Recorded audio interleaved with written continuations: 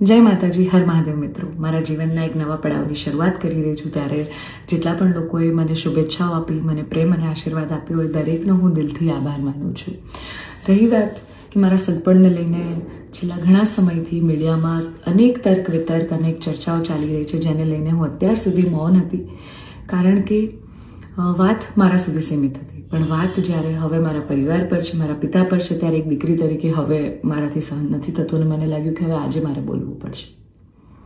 એક બ્રહ્મકન્યા હોવાનું, એક બ્રહ્મ દીકરી હોવાનું મને એટલું ગૌરવ છે કે જેને હું કદાચ શબ્દોમાં નહીં વર્ણવી શકું.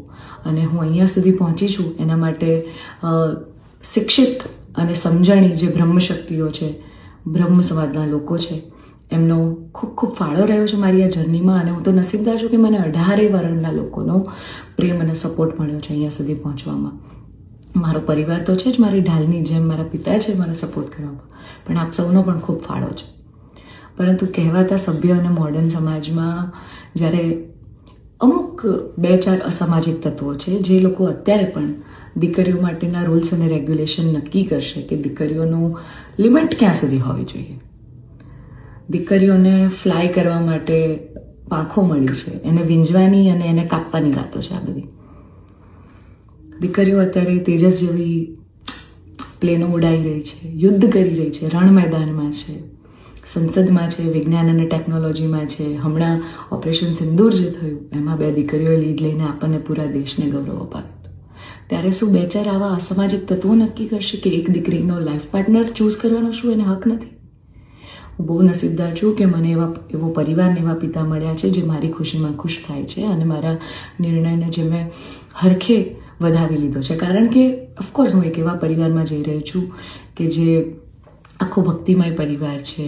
બહુ જ પરિવારના લોકો અને મારો પાર્ટનર મને એટલો પ્રેમ કરે છે કે જેમને હું જે છું, જેવી છું, જે પણ છું, મને ખૂબ આદરથી, સત્કારથી એ લોકો સ્વીકારી છે.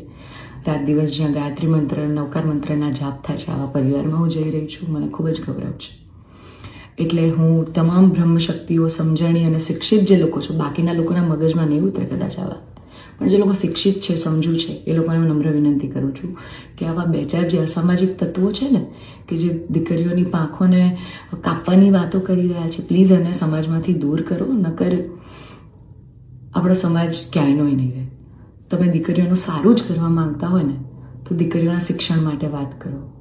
નાની નાની દીકરીઓ પર જે બળાત્કાર થઈ રહ્યા છે એના માટે વાત કરો. દીકરીઓની પ્રતિભાને આગળ લાવવાની વાત કરો. ચલો, આ બધી પ્રતિભાને બધું તો મોડર્ન વસ્તુ થઈ ગઈ.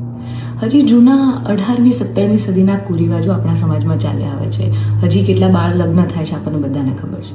સાટા પ્રથા ચાલુ છે જેની પીડિત હું પણ છું, તમને બધાને ખબર છે.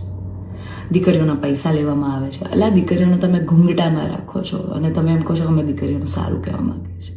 એક બાજુ દીકરીઓ તેજસ જેવી ફ્લાઇટો ઉડાઈ રહી છે, આર્મીમાં છે, નેવીમાં છે, અને એક બાજુ દીકરીઓ ઘૂંઘટામાં છે. એના પરથી જ ખબર પડી જાય છે કે ક્યાં કેટલો વિકાસ છે. હું દરેક બ્રહ્મ શક્તિઓને, બ્રહ્મ આગેવાનોને નિવેદન કરું છું, આજીજી કરું છું કે આવા અસામાજિક તત્વોને સમાજમાંથી હટાવો. જેટલા પણ લોકો હવે મારા પરિવાર વિરુદ્ધ કંઈ પણ પોસ્ટિંગ કરશે, કમેન્ટ કરશે, એમના વિરુદ્ધ હું કાયદેસરના પગલાં લઈશ. કારણ કે એક દીકરી તરીકે, બ્રહ્મકન્યા તરીકે, જ્ઞાતિના નીતિ નિયમો પ્રમાણે જ્યારે હું ચાલતી હતી ત્યારે નાતના જ કોઈક લોકોએ મારા પરિવાર પર ચીટ કર્યું, અમને અંધારામાં રાખ્યા. એક દીકરી એક સગપણમાં હોય અને તો પણ બીજી સમાજમાં ક્યાંક લગ્ન કરી લે, તમને 2-2 વર્ષ સુધી છુપાવે, તમને ક્યાંય નહીં. તો જ્યારે આ આફત આવી ત્યારે મેં નક્કી કર્યું કે ભાઈ હું આ રિલેશનમાં નહીં રહું.